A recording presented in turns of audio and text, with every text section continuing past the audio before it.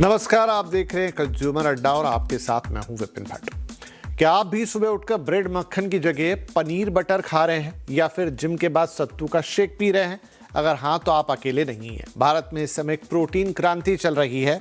हाल ही में आई Swiggy Instamart की report के मुताबिक भारतीयों का प्रोटीन पर खर्च 3 गुना बढ़ गया है और सबसे ज्यादा बदलाव मेट्रो शहरों में नहीं बल्कि हमारे टियर 2 शहर जैसे जयपुर और नागपुर में देखा जा रहा है।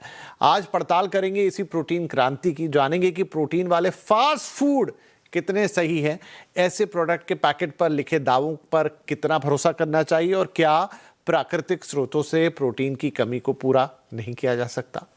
तो सबसे पहले स्विगी इंस्टामार्ट के डेटा को देखते हैं। स्विगी इंस्टामार्ट एक क्विक कॉमर्स प्लेटफॉर्म है, जैसा आप सब जानते हैं।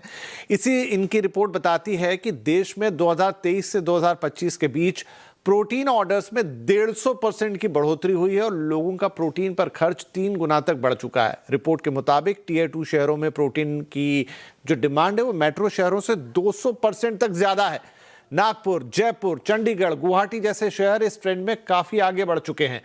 अब तक हाई परफॉर्मेंस न्यूट्रिशन की चर्चा मेट्रो शहरों तक सीमित थी।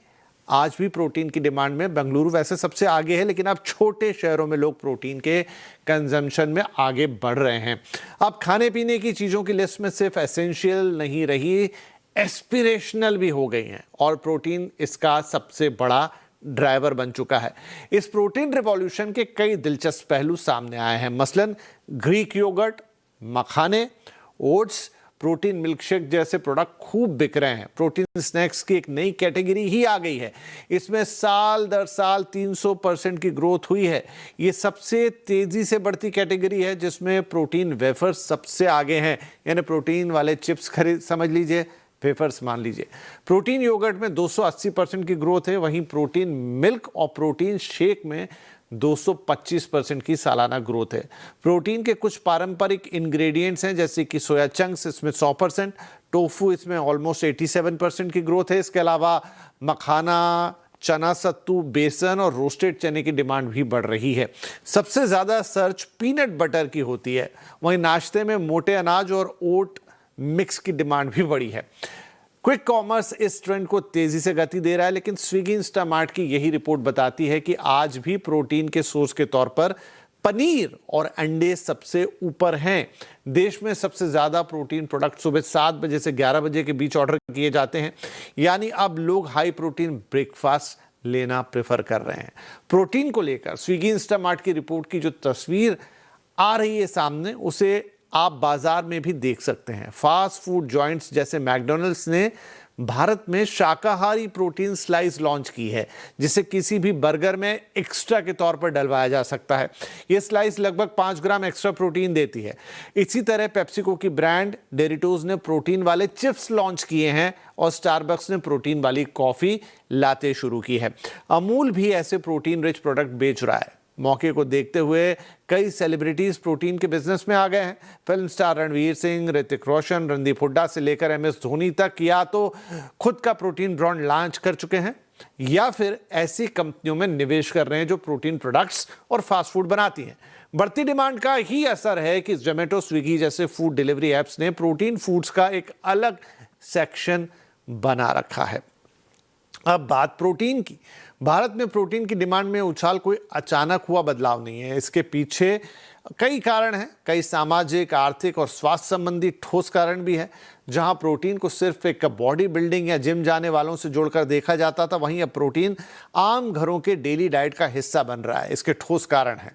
हाल ही के वर्षों में ICMR प्रोटीन पैराडॉक्स जैसी स्टडीज में चौंकाने वाले आंकड़े आए हैं। रिपोर्ट्स के मुताबिक लगभग 70 से 80% भारतीयों के दैनिक आहार में प्रोटीन की कमी पाई गई है। मेडिकल एक्सपर्ट, डाइटिशियन और हेल्थ इन्फ्लुएंसर्स ने सोशल मीडिया के जरिए इस बात को बड़े पैमाने पर फैलाया है कि भारतीयों की पारंपरिक डाइट जैसे दाल, चावल, रोटी में कार्बोहाइड्रेट ज्यादा है और प्रोटीन बेहद कम होता है।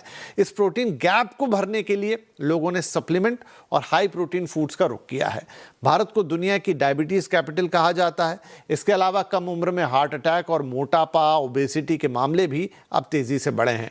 डॉक्टर वजन घटाने और शुगर कंट्रोल करने के लिए लो कार्ब और हाई प्रोटीन डाइट की सलाह दे रहे हैं। इसके अलावा मसल्स की मजबूती और बुढ़ापे में फिट रहने को लेकर भी जागरूकता बढ़ी है। प्रोटीन की बढ़ती डिमांड के बीच क्विक कॉमर्स और ई कॉमर्स ने ऐसे प्रोडक्ट्स को सबकी पहुंच में भी ला दिया है। अब प्रोटीन पाउडर या ग्रीक योगर्ट जैसी चीजें ढूंढने के लिए सप्लीमेंट स्टोर्स या बड़े सुपरमार्केट तक जाने की जरूरत नहीं रह गई है। जब कोई चीज इतनी आसानी से सामने दिखने लगती है तो उसकी खपत अपने आप बढ़ जाती है। न्यूट्रिशन प्रोडक्ट खरीदने वाले कंज्यूमर्स में महिलाओं की संख्या काफी बड़ी है। वहीं सेलिब्रिटी एंडोर्समेंट और स्टार्टअप बूम ने भी इसे बढ़ावा दिया है। कुल मिलाकर भारत में प्रोटीन की डिमांड केवल एक ट्रेंड या फैशन नहीं है, बल्कि एक सोचा समझा बदलाव आप इसे कह सकते हैं। पेट भरने की जगह अब शरीर को सही न्यूट्रिशन देना जरूरी माना जा रहा है, लेकिन एक कंज्यूमर होने के नाते आपको सिर्फ बाजार में मौजूद प्रोडक्ट की तरफ नहीं भागना चाहिए, बल्कि यह जानना चाहिए कि आपके लिए क्या सही है। और यही आज हमारी कोशिश है। तो हमारे साथ अब कार्यक्रम में जुड़ रही हैं डाइटिशियन और न्यूट्रिशनिस्ट सिमरत कथूरिया। सिमरत, बहुत बहुत स्वागत है आपका। होपफुली ये रिपोर्ट जिसका मैंने जिक्र किया ये आपने भी पढ़ी होगी, देखी होगी ना। इसके बाद कुछ सवाल मेरे मन में हैं, एक एक करके मैं आपसे लेता हूं। देखिए, इस पे तो चर्चा कई बार करी जा चुकी है, लगातार करते भी रहते हैं कि प्रोटीन हमारी डाइट का एक एसेंशियल हिस्सा है और इंडियन फूड में, खास तौर पे वेजिटेरियन फूड में प्रोटीन थोड़ी कम मात्रा में मिलता है। लेकिन मेरा एक सवाल आपसे है कि इतनी सारी जनरेशन्स भी पीछे गई हैं, ऐसा कोई बड़ा फॉल आउट अगर हमारी डाइट में हमेशा से प्रोटीन इतना कम रहा है तो क्या पहले देखने को मिला कि पिछली जनरेशन्स में कुछ बहुत बड़ी डिफिशियंसीज थी, बहुत बड़ी प्रॉब्लम थी, उनके साथ उम्र के एक पड़ाव के बाद बड़ी दिक्कतें हो जाती? बल्कि देखने में तो ये आता है कि हमारी जो मौजूदा जनरेशन है वो जिस हिसाब से खाना पीना कर रही है उसको प्रॉब्लम्स जल्दी आ रही हैं। ये मुझे थोड़ा सा डिफरेंस समझाइए इससे पहले कि हम डिटेल में जाएं और प्रोटीन के ऊपर। विपिन जी, जो पुरानी जनरेशन थी उनकी डाइट में प्रोटीन था, मिलेट्स थे। जो पुरानी जनरेशन थी उनकी, वो लोग घर का दूध, दही, मक्खन, पनीर बहुत ज्यादा खाते थे। कार्ब्स भी खाते थे, लेकिन फिजिकल एक्टिविटी बहुत ज्यादा थी, जिसके कारण ये जो सारा खाना था उनको बहुत आसानी से पच जाता था। इसलिए बहुत सारा प्रॉब्लम्स उनको नहीं आई थी। लेकिन आज हम जो अपनी से थोड़ी सी पीछे वाली जनरेशन को देख रहे हैं, उनमें diabetes, high cholesterol, blood pressure, uric acid, thyroid, ये सारी की सारी प्रॉब्लम्स बहुत ज्यादा बढ़ रही हैं। आप फैटी लिवर देखो, अल्कोहलिक है या नॉन अल्कोहलिक है, सबको हो रहा है। इसका रीजन यही है कि बहुत ज्यादा जो हमारा खाना है वो अल्ट्रा प्रोसेस्ड है। उसमें हमारे होल ग्रेन्स कम है, प्रोटीन कम है, फाइबर कम है। हमारी जो प्लेट है वो पहले जैसी प्लेट जैसी अब बैलेंस्ड नहीं रही। इसके कारण जो अब वाली जनरेशन है उसको प्रॉब्लम्स बहुत ज्यादा आ रही हैं। हमारे, अगर आप पेरेंट्स को देखेंगे तो उनको डायबिटीज होगी, आपको फैटी लिवर होगा। लेकिन वही आप जब ग्रैंड पेरेंट्स की बात करोगे तो ग्रैंड पेरेंट्स में ये प्रॉब्लम्स बहुत कम है, क्योंकि उनकी फिजिकल एक्टिविटी भी थी और उनका जो खाना था वो बैलेंस्ड भी था। तो सिमरत समझ में आ गई। अब अभी आपने बहुत सारी चीज़ों का नाम लिया, प्रोटीन का नाम लिया, फाइबर का नाम लिया और के एसेंशियल न्यूट्रिएंट्स का नाम लिया, लेकिन ये जो प्रोटीन की थोड़ी आंधी या क्रांति सी आ गई है, तो क्या प्रोटीन उन सब चीज़ों की ज़रूरत को इकट्ठा पूरा कर देता है, या ये फिर हम ये माने कि जिस तरह का टाइम में अभी हम हैं, सोशल मीडिया, फिर क्विक कॉमर्स और ये सब कुछ मिलाकर थोड़ा मार्केटिंग और सेलिंग का पर्सपेक्टिव ज़्यादा बड़ा हो गया रादर देन की हेल्थ का? बिल्कुल विपिन जी, जो हम लोग प्रोटीन की बात कर रहे हैं वो प्रोटीन का मतलब ये नहीं है कि आपको कहीं बाहर से लेके आप उसे प्रोटीन खाना है। प्रोटीन का मतलब है डाइटरी प्रोटीन। अगर हम जो घर पे खाना खा रहे हैं, हम अगर ब्रेकफास्ट कर रहे हैं, तो हमारे खाने में अगर प्रॉपरली अंडे हैं, पनीर है, सोया है, तो हमारे खाना पूरा हमारा प्रोटीन उसमें पूरा हो रहा है। आप दाल का चीला बना रहे हो, बेसन का पूड़ा बना रहे हो, आप उसमें प्रोटीन ले रहे हो। आप लंच में रोटी, सब्जी, राइस, राजमा ले रहे हो, दाल ले रहे हो, आप दही की एक कटोरी लेते हो, आपका प्रोटीन पूरा हो जाता है। लेकिन प्रॉब्लम यहाँ पे आ रही है कि प्रोटीन को हमने मार्केटिंग गिमिक बना दिया है कि हम हर चीज में प्रोटीन की बात करने लग गए हैं कि जो प्रोटीन रिच फूड है शायद वही अच्छा है। ये जरूरी नहीं है। जब हम लोग एज ए डाइटिशियन, जब हम बात करते थे कि हाँ आपने अपनी डाइट में प्रोटीन ऐड करना है, आपका डाइट में बहुत ज्यादा कार्ब्स है, तो उसका मतलब ये नहीं है कि हम क्लाइंट को ये कह रहे हैं कि आपको अपनी डाइट के अंदर प्रोटीन के चिप्स ऐड करने हैं या आपको प्रोटीन बार ऐड करनी है। तो जो प्रोटीन का बहुत बड़ा मॉडल है, वो शायद मार्केटिंग कंपनीज ने बहुत अच्छे से समझ लिया और इस टाइम प्रोटीन की बारिश हो रही है। आप कोई भी ऐप खोल के देख लो, आप सिर्फ प्रोटीन लिखो उसके ऊपर, आपको इतनी तरह के chips, biscuits, cookies, wafers, shakes, milk shake सब कुछ मिलना शुरू हो जाता है। यही सिमरत समझना है कि क्या किसी वेफर में आप लिख दो कि इसमें इतना ग्राम प्रोटीन है, आप किसी चिप्स पे लिख दो, आप किसी बिस्किट पे ये लिख दो, आप किसी बर्गर में एक स्पेशल स्लाइस डाल दो प्रोटीन वाली, तो क्या ये बस करने भर से वो हेल्दी फूड हो जाएंगे? बिल्कुल भी नहीं। जब हम किसी प्रोटीन चिप्स की या प्रोटीन वेफर की बात करते हैं या बर्गर की बात कर रहे हैं, हमें उसका कैलोरी इंटेक साथ में देखना है, उसमें सोडियम लेवल साथ में देखना है। अगर हम अब चिप्स का एग्जांपल लेते हैं, तो चिप्स में अगर किसी पैकेट के ऊपर लिखा हुआ है 10 ग्राम प्रोटीन है, तो हमें उसको पीछे जाके पहले तो लेबल पे ये चेक करना है इंग्रेडिएंट्स में कि उसका प्रोटीन सोर्स क्या है? क्या वो वाले सारे सोर्सेज़ हैं इसमें? सेकंड फिर ये चेक करना है कि उसमें कैलोरीज कितनी है, वो एनर्जी कितनी दे रहा है। कैलोरीज एंड एनर्जी वो सेम होता है जो हमारी इंग्रेडिएंट लिस्ट पे पीछे आप जब न्यूट्रिशनल पैकेज पढ़ते हो उसमें लिखा होता है। जब आप देखेंगे अगर उसका कैलोरी इंटेक बहुत ज्यादा है, अगर उसकी कैलोरी ज्यादा है, अगर 10 ग्राम्स प्रोटीन लिखा है लेकिन उसकी पूरे पैकेट में जो कैलोरीज हैं वो 200 ग्राम्स हैं, तो आप ये समझ जाइए कि आप हाई प्रोटीन नहीं खा रहे हैं, आप हाई कैलोरी खा रहे हैं। और नीचे थोड़ा-सा नीचे जाएँगे, उसमें फैट भी होगा और उसमें बहुत सारा सोडियम भी होगा, जो नॉर्मली चिप्स में भी होता है।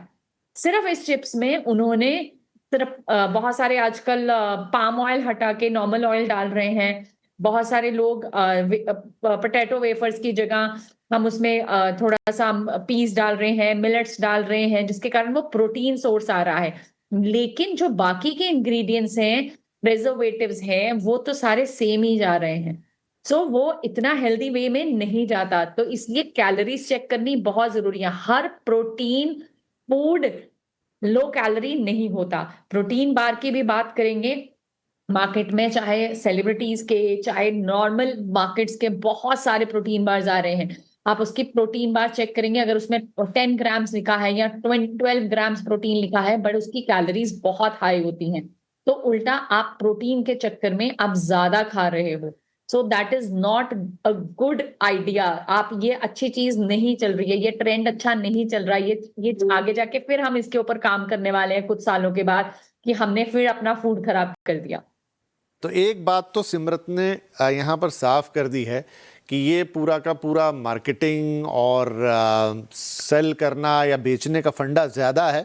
उसमें पूरा इकोसिस्टम हो गया, क्विक कॉमर्स हो गया, ऑनलाइन स्टफ हो गया, इन्फ्लुएंसिंग हो गई, ये सारी चीज़ें हैं। लेकिन अगर आप कोई भी चीज़ खा रहे हैं जिसमें बस प्रोटीन लिख दिया गया है लेकिन है वो वही टिपिकल एक जंक फूड, तो उसमें से प्रोटीन का लेबल डाल देने से या थोड़ा प्रोटीन का कंटेंट डाल देने से वो चीज़ आपके लिए हेल्दी नहीं हो जाती। और जो सिमरत ने एक फॉर्मूला बताया वो बहुत अच्छा है, उसको सबको फॉलो करना चाहिए कि आप 10 ग्राम प्रोटीन या 2 ग्राम 5 ग्राम जितना भी वो लिख रहे हैं, पहली बात तो उसमें होगा नहीं होगा अलग बात है, अगर है भी तो उसके पीछे आप कैलोरी कितनी कंज्यूम कर रहे हैं। अगर आप 10 ग्राम प्रोटीन लेके 200 कैलोरी लेके अंदर जा रहे हैं तो वो आपके लिए कतई हेल्दी नहीं है, खराब है।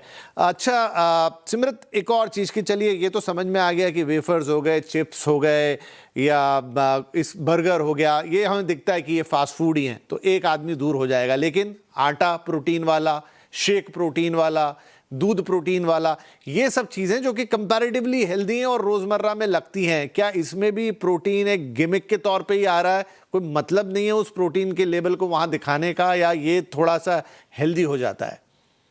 देखिए, अगर हम लोग प्रोटीन आटा की बात करते हैं, अगर उसमें प्रॉपरली आप सोया ऐड कर रहे हैं, आप प्रॉपरली चने का आटा ऐड कर रहे हैं, हाँ ठीक है, हमें कहीं न कहीं वहाँ से प्रोटीन वैल्यू ज़्यादा मिल रही है। क्योंकि अगर सिंपल हम आटे की बात करें, अगर आप सिर्फ गेहूँ का आटा खा रहे हो, तो हम उसका ग्लाइसेमिक इंडेक्स ज़्यादा होता है, जिसके कारण शुगर स्पाइक होती है एंड वो प्योर कार्ब है, उसमें से आपको और कुछ नहीं मिलता।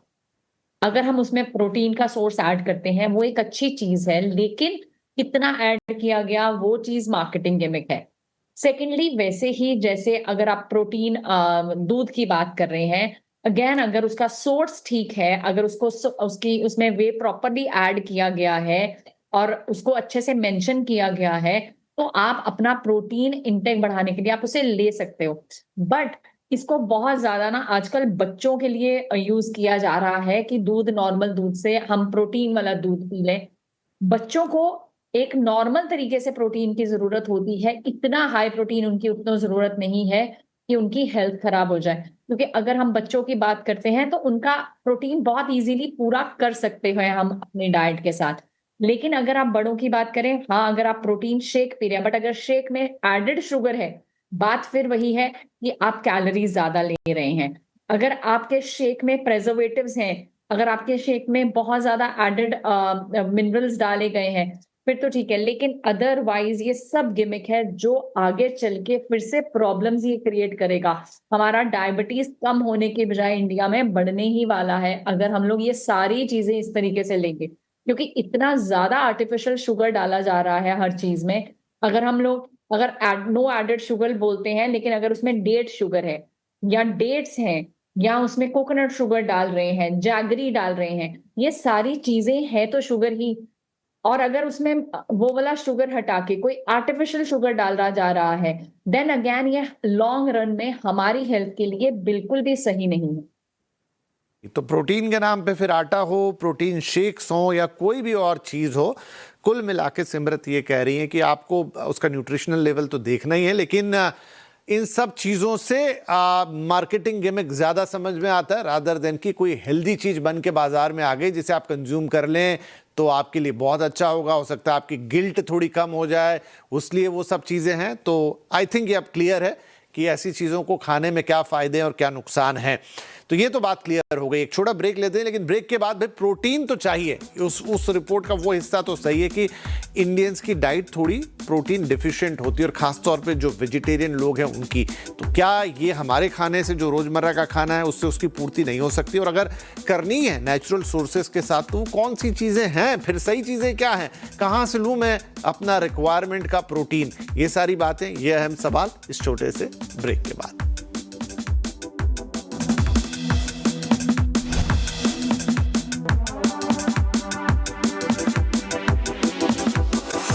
प्रोटीन की आड़ में जंक की बाढ़ हम बात कर रहे हैं कि कैसे भारत में इस वक्त बहुत सारी चीज़ों में प्रोटीन के लेबल लग गए हैं और जंक फूड भी प्रोटीन के नाम पर बहुत सारा शेल्फ पे अवेलेबल है। इनफैक्ट एक रिपोर्ट का भी हम जिक्र कर रहे हैं जो कि क्विक कॉमर्स प्लेटफॉर्म से आ रही कि कैसे उनकी सेल प्रोटीन के आधार पर कितनी कितनी बढ़ चुकी है, not only in metro cities लेकिन टीयर 2 में भी अब ये प्रोटीन क्रांति बहुत तेज़ी से आगे बढ़ी है। लेकिन आप जो ऑर्डर करके क्विकली 15, 10, 12 मिनट, 15 मिनट जो भी हो गया आप उसमें मंगा लेते हैं, वो आपके लिए कितना सही और कितना गलत। तो ब्रेक से पहले हमने उसका सच उजागर करने की कोशिश की कि भाई ये जो चिप्स हैं, वेफर्स हैं या जितनी भी जंक आइटम हैं, उनमें अगर आप प्रोटीन का लेबल चिपका दें, थोड़ा बहुत प्रोटीन ऐड कर दें, तो क्या वो आपके लिए अच्छी हैं? बिल्कुल भी अच्छी नहीं है। अब सही मायने में अपनी प्रोटीन की डेफिशिएंसी को आप पूरा कैसे करेंगे? तो सिमरत देखिए, ये बात तो ठीक ही है कि जो इंडियन डाइट और खासतौर पे जो वेजिटेरियन इंडियन डाइट है वो थोड़ी कार्बोहाइड्रेट रिच है। अब सबसे बड़ा सवाल यही आता है कि मेरी उस डाइट में भाई एक आज की तारीख में लोग जो खाना खाते हैं, जैसे आपने भी जिक्र किया कि भाई अब पहले जैसी तो हमारी मेहनत वाली ज़िंदगी रह नहीं गई है, तो डाइट भी कंपैरेटिवली कम हो गई। हो सकता है पहले लोग 8-10 रोटी खा लेते हो, अब वो 1-2 पे आ गए हैं, थोड़ी बहुत दाल, थोड़ा चावल, थोड़ी सब्जी, पेट तो भर जाता है। लेकिन क्या एक आदमी की जो स्टैंडर्ड रिक्वायरमेंट है वो 0.8 gram to 1 gram of body weight वाली, कोई 50 किलो का है तो उसे 45 से 50 ग्राम प्रोटीन लेना है, क्या वो एक थाली से पूरा हो जाता है? जी बिल्कुल, अगर उसे कॉन्शियसली करा जाए तो। अगर हम लोग कॉन्शियसली ब्रेकफास्ट में, हमें नॉर्मल, हम इंसान को हम कहते हैं हर मील में 20 टू 30 ग्राम्स का प्रोटीन हमें ऐड करना है। तो अगर 20 टू 30 ग्राम्स वेट वेरी करता है जैसे हमारा, उस हिसाब से हम लोग ऐड करेंगे। तो अगर हम पनीर को ऐड करते हैं, अगर हम 100 ग्राम्स पनीर को ऐड करते हैं तो हमें उसमें से 18 ग्राम प्रोटीन मिल जाता है। अब आप अगर जो खाना है ब्रेकफास्ट है, कैलोरीज लेके नहीं आता? हेलो, पनीर बहुत सारी कैलोरीज लेके नहीं आता? बिल्कुल आता है, लेकिन वो हेल्दी कैलोरीज है कि उसमें उसमें कोई प्रिजर्वेटिव नहीं है, कोई हाई ओके। सोडियम लेवल है, वो सारी चीजें नहीं है। तो जो प्रोटीन, अगर हम 100 ग्राम्स का पनीर है, उसमें उसके साथ कोई चपाती रखेंगे, कोई राइस रखेंगे, अगर हम ये और वेजिटेबल्स रखेंगे, तो ये एक जो बैलेंस्ड मील हो जाएगा, तो उसमें आपको आसानी से 20-22 ग्राम प्रोटीन मिल जाता है। अगर आप वो नहीं खा रहे हैं, ब्रेकफास्ट में 2 या 3 अंडे खा रहे हैं, एक अंडे में 6 ग्राम प्रोटीन होता है और इसमें बहुत ज्यादा कैलोरीज भी कम होती हैं। तो अगर आप 3 एग्स भी खा लेते हो, तो आप 18 ग्राम जो प्रोटीन है आप पूरा कर लेते हो। फिर हमारी दालें हैं, हम 8 से 9 ग्राम दाल में, आपके राजमा में, चने में, इन सब में प्रोटीन होता है। और आप इसे अकेला तो खाओगे नहीं, और हम कभी बोलते भी नहीं है कि दाल, आप सिर्फ 2 कटोरी दाल खा लो। बहुत सारे ये लोग गलती करते हैं वेट लॉस पे कि सिर्फ 2 कटोरी दाल खा लेते हैं। तो इसे हमेशा आपको मिक्स करना है रोटी के साथ या राइस के साथ। तो वो जब हम आप जो मिक्स स्टैंडर्ड करते एक हो तो कटोरी रहती उसको, है हमारी दाल वाली, उसमें हाँ, कितना प्रोटीन आ जाता होगा? नौ, अगर 150 ग्राम्स की आपकी दाल की कटोरी होती है कुक्ड हम्म। की, तो 8 से 9 ग्राम प्रोटीन बहुत इजीली मिल जाता है। But okay. वो अवेलेबल हमारी बॉडी में तब होता है जब हम उसे बहुत अच्छे से, आप थोड़े से राइस या एक रोटी के साथ उसे आप मिक्स करते हो। अब रोटी का भी प्रोटीन मिल गया, राइस का भी प्रोटीन मिल गया, और साथ में आपने 1 कटोरी दही रख ली लंच के अंदर। तो आप सोचो, आपका फिर से 20 ग्राम्स ऑफ प्रोटीन पूरा हो जाता है। ग्रीक योगर्ट है, उसमें 18 to 20 ग्राम्स प्रोटीन होता है। मीट खा रहे हो, चिकन खा रहे हो, उसमें अराउंड 25 to 30 ग्राम्स प्रोटीन हो जाता है। और अगर स्नैक्स में हम बात करें, ये तो 3 मील्स हो जाते हैं जिसमें हम लोग इस तरीके से ऐड ऑन करते हैं। जब हम स्नैक्स की बात करते हैं, आप थोड़ा सा पीनट्स खा लेते हो, या थोड़े से आप थोड़े से सीड्स और थोड़े मखाने मिक्स करके आप खाते हो, आपको 5 से 6 ग्राम प्रोटीन वहां से मिल जाता है। सोया को, अगर हम लोग सोयाबीन को अगर हम रोस्ट करके रख लेते हैं, वो भी एज अ स्नैक की तरह यूज कर सकते हैं। या आप जो हमें न्यूट्री मिलती है, अगर आप उसकी सब्जी बनाते हो, उसमें से आपको बड़े इजीली 10 से लेके 12 ग्राम तक का प्रोटीन वहां 1 कटोरी में से मिल जाता है। तो ऐसा नहीं है कि हमारे जो खाना है उसमें प्रोटीन नहीं है, हमारे खाने में प्रोटीन है। बस हमें उसे कॉन्शियसली ऐड करना शुरू करना है। आपको सोचना है कि आपने सिर्फ रोटी और सब्जी नहीं खानी है, साथ में एक प्रोटीन का सोर्स रखना है। जब आप ऐसा करना शुरू करते हो, आपका इजीली प्रोटीन का जो इंटेक है बढ़ना शुरू हो जाएगा। अगर हम जैसे बात कर रहे हैं कि इंडिया डायबिटिक कैपिटल है, तो अगर हम लोग डिनर में सिर्फ हाई प्रोटीन के सोर्सेज रख लें एंड कार्ब्स कम कर दें, बहुत सारी प्रॉब्लम्स दूर हो सकती हैं। और जैसे अभी आपने बात करी कि हमें हमारा प्रोटीन रिच आटा है, बहुत सारे लोग खुद ही घर पे पिसवा भी रहे हैं, बहुत सारे लोग खुद ही चक्की से भी जी। बनवा रहे हैं।